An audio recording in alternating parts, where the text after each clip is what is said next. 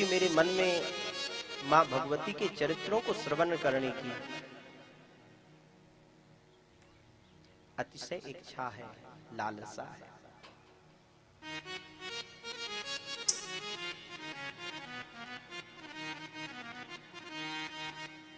नवरात्रे तु संप्राप्ते किं कर्तव्यं द्विजोत्तम,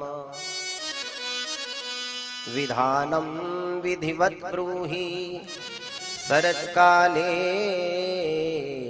विशेषता। शरद काल में, शारदीय ऋतु में जो शारदीय नवरात्रि आती है, उस नवरात्रि का क्या विधान है? तब श्री वेदव्यास जी कहते हैं, राजन ध्यान पूर्वक इस विधि को श्रवण करो।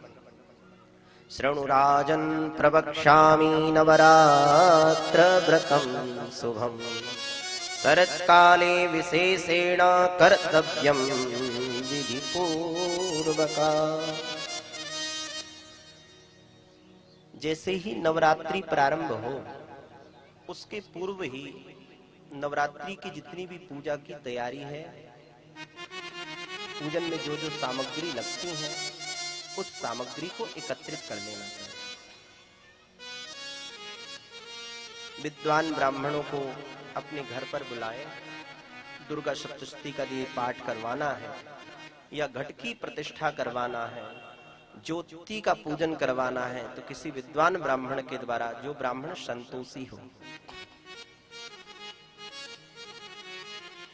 जिसके जीवन में संतोष होता है, उससे परमात्मा शीघ्र प्रसन्न हो जाता है। इसलिए जीवन में संतोष का होना बहुत जरूरी है।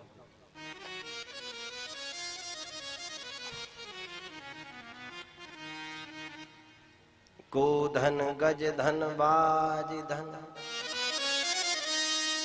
और रतन धन खान, जब आवे संतोष धन सब धन धूरि समान।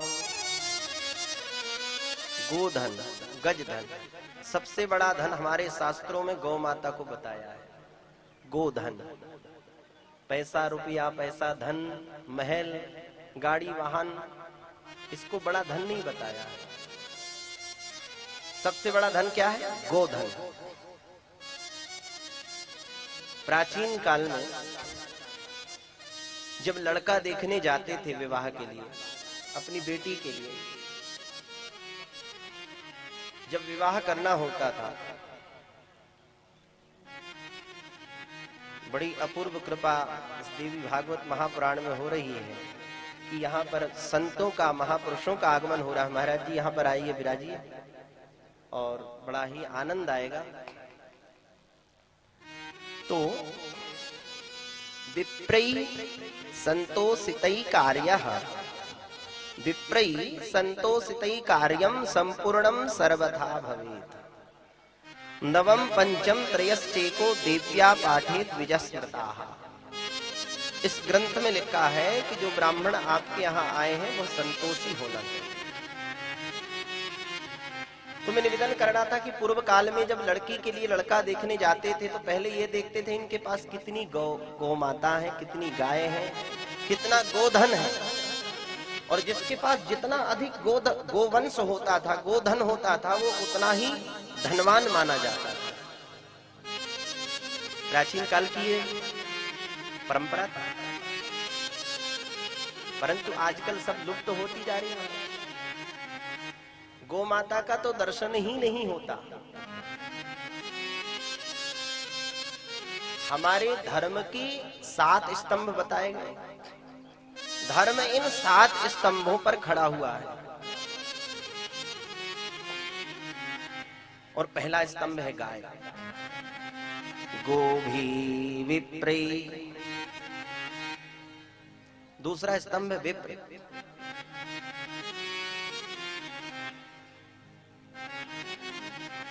गोभी विप्रई साध्वी। एक है सती, जो सती स्त्रियां हैं वो भी धर्म की स्तंभ।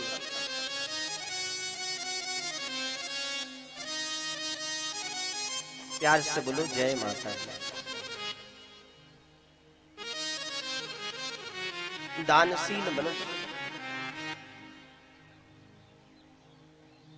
प्यारे से बोलो जय माता दी। कि विप्रैः संतोषितैः कार्यं संपूर्णं सर्वथा भवेत्। नवपञ्चत्रयश्चेको दिव्या पाठे द्विजा स्मृतः।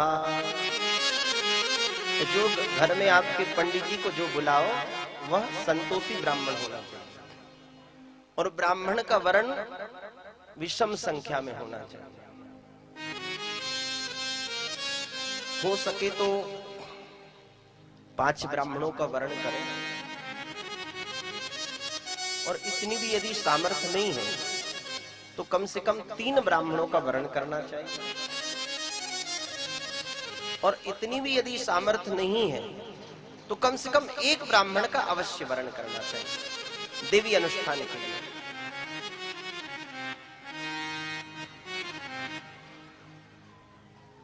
मां भगवती की सुंदर दिव्य मूर्ति की प्रतिष्ठा करें रेशमी वस्त्र में। मां भगवती का आसन लाल वस्त्र का होना चाहिए। मां को लाल वस्तु, लाल रंग बड़ा प्रिय है। शंख चक्र गदा पद्म धरा सिंह स्थिता शिवा। उनके 8 हाथों में विविध प्रकार के जो मां भगवती के आयुध हैं वह भी होना चाहिए। मूर्ति कैसे है? मूर्ति का भी विधान है, सौम्य मूर्ति होना चाहिए। अष्टभुजा मूर्ति होना चाहिए। या तो अर्चा भाव में मूर्ति की प्रतिष्ठा करें, अन्यथा एक यंत्र बना लें। उस यंत्र में ही नवाण मंत्र को लिख करके रक्त चंदन से, नवाण मंत्र है ओम ऐं ह्रीं क्लीं चामुंडाय विद्महे। इस मंत्र को लिख करके और मां भगवती के दिव्य भाव का स्मरण करते हुए उसी यंत्र का भी पूजन कर सकते हैं। सुंदर कलश की प्रतिष्ठा करना चाहिए। अब मां भगवती के घट प्रतिष्ठापन के लिए 2 कलश उत्तम माने गए। या तो मिट्टी का कलश है, वो सबसे उत्तम माना गया, या मिट्टी का कलश कदाचित उपलब्ध ना हो पावे तो तांबे का कलश है, और उस कलश में जल पूर्ण भरा हो। पूर्ण यानी पूरा जल से भरा हुआ कलश। आजकल कई लोग क्या करते हैं, कलश यात्रा जब होती है तो नेक्स्ट महाराज पानी डाल देते, जल डाल देते हैं कि ज्यादा भार ना लगे। 50-50 किलो 60-60 किलो का आपका शरीर, और 1-1.25 लीटर पानी का भार आपसे सहा नहीं जाता। कम से कम उस कलश में 1.25 लीटर पानी आना चाहिए, ऐसा इस ग्रंथ में लिखा। उसमें 5 पल्लव होना चाहिए। 5 प्रकार के पल्लव। 5 पल्लव में आम, पीपल, अशोक, गूलर और पाकर, ये 5 पल्लव कहे जाते हैं। इस 5 पल्लव से समन्वित वह घट हो, कलश हो। 5 पल्लव संयुक्तम वेद मंत्रैः सुसंस्कृतम् सुतीर्थ जल संपूर्णम हेमरत्नैः समन्वितम्। 5 पल्लव से युक्त वह कलश हो, उसमें तीर्थ का जल हो सके तो डालें, यदि उपलब्ध हो जावे तो। गंगा जी का जल आप उस कलश में रख सकते हैं, जमुना जी का जल आप कलश में डाल सकते हैं, नर्मदा जी आपके समीप ही है, उस जल का, नर्मदा जल का भी प्रयोग कर सकते हैं। और यदि कोई तीर्थ का जल उपलब्ध ना हो तो घर के ही जल में गंगा माता का स्मरण करके और ध्यान करके उस जल को उस कलश में रख सकते हैं। क्योंकि गंगा माता की बड़ी अद्भुत महिमा बताई गई।